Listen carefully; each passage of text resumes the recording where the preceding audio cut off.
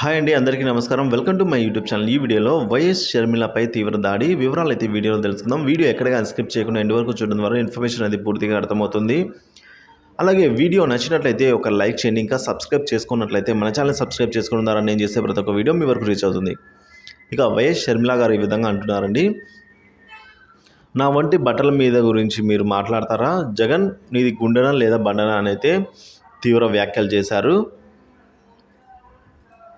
సొంత చెల్లెల మీద ఇంకితం లేకుండా సీఎం జగన్ మాట్లాడుతున్నారని AP PCC chief, Kadapa Congress MP అభ్యర్థి షర్మిల అంటున్నారు. వేల మంది సభలో సొంత చెల్లెలు వేసుకున్న బట్టల మీద ప్రస్తావన చేస్తారా?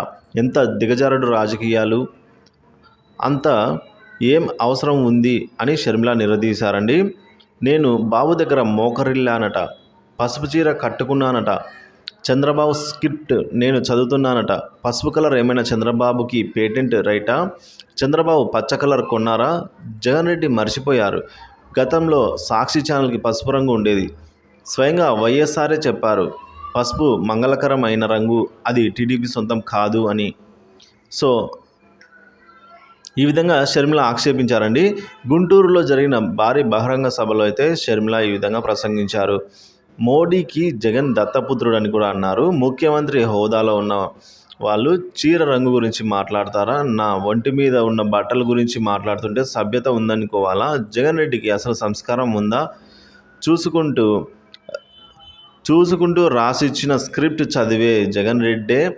సో మక్కి చదివేది జగన్ రెడ్డే. నేను వైఎస్ఆర్ బిడ్డను, నాకు మోకరిల్లే అవసరం లేదు. మీ కుక్క బిస్కెట్లు తిని ఎంతోమంది నాపై తప్పుడు ప్రచారం చేసినా పట్టించుకోలేదు. బీజేపీ దగ్గర మోకరిల్లింది మీరు. మోదీకి దత్తపుత్రుడు జగన్ రెడ్డి.